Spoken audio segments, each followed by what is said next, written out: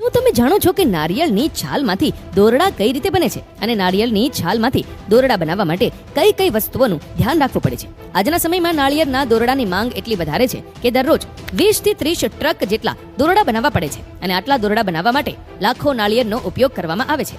તમે જાણતા જ હશો કે સમગ્ર વિશ્વમાં નાળિયેરનું સૌથી વધુ ઉત્પાદન માત્ર ભારતમાં જ થાય છે અને સૌથી વધુ નાળિયેરનું ઉત્પાદન ભારતમાં કેરળ અને હૈદરાબાદમાં થાય છે. તો આજના વિડીયોમાં અમે તમને જણાવીશું કે નાળિયેરની છાલમાંથી દોરડા કેવી રીતે બનાવવામાં આવે છે. સૌથી પહેલા નારિયેળને ઝાડ પરથી આ રીતે તોડી લેવામાં આવે છે. ત્યારબાદ આ બધા નારિયેળને એક જગ્યાએ એકઠા કરવામાં આવે છે. ત્યારબાદ આ બધા નારિયેળને તડકામાં સુકાવવામાં આવે છે જેથી કરીને બધા નારિયેળ સુકાઈ જાય. ત્યારબાદ નારિયેળની છાલને નારિયેળથી અલગ કરવામાં આવે છે. જો કે આ રીતે નારિયેળની છાલને અલગ કરવામાં થોડી મુશ્કેલી આવે છે અને તેનું સોલ્યુશન પણ માર્કેટમાં આવી ગયું છે.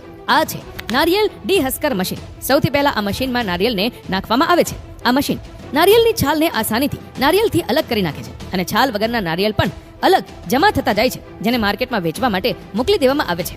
તમને જણાવી દઈએ કે અહીંયા દરરોજ લાખો નારિયેળની છાલને ઉતારવામાં આવે છે જેથી કરીને અહીંયા નારિયેળની છાલનો મોટો ઢગલો થઈ જાય છે. હવે જે નારિયેળની છાલને આપણે કચરો સમજીને ફેંકી દઈએ છીએ તેમાંથી આ લોકો દોરડા બનાવીને લાખો રૂપિયા કમાઈ રહ્યા છે. તો ચાલો હવે જાણીએ કે નારિયેળની છાલમાંથી દોરડા કઈ રીતે બને છે. આ ફેક્ટરીની બહાર નારિયેળની છાલનો એક મોટો પહાડ તૈયાર છે. હવે સૌથી પહેલા આ બધી છાલને ઉપાડીને ફેક્ટરીમાં રહેલા કન્વેયર બેલ્ટ ઉપર નાખવામાં આવે છે. ત્યારબાદ તે કન્વેયર બેલ્ટ દ્વારા આગળ જઈને ગ્રાઇન્ડિંગ મશીનમાં જાય છે, જે આ છાલને પીસીને રેસામાં તૈયાર કરે છે. તમે આ વિડીયોમાં જોઈ શકો છો કે કેવી રીતે આ છાલને પીસીને રેસામાં તૈયાર કરવામાં આવે છે અને પછી આ રેસાને થોડા દિવસો માટે તડકામાં રાખીને સૂકવવામાં આવે છે જેથી તેમાં રહેલ બધો ભેજ સુકાઈ જાય. તમને જણાવી દઈએ કે આવા રેસાના મોટા મોટા ઢગલાઓ હોય છે અને હવે ફરીથી આ સુકાઈ ગયેલા રેસાને કન્વેયર બેલ્ટ પર નાખવામાં આવે છે અને આગળ જઈને આ રેસાને આ ફરતા ડ્રમમાં નાખી દેવામાં આવે છે અને આ રેસામાંથી ભૂક્કો અને નાના નાના રેસાને ફિલ્ટર કરવામાં આવે છે અને નારિયેળના આ રેસાને અલગ કરવામાં આવે છે અને આ રેસામાંથી બંડલ બનાવવામાં આવે છે. ત્યારબાદ આ બંડલોને દોરડા બનાવવાની ફેક્ટરીમાં મોકલવામાં આવે છે.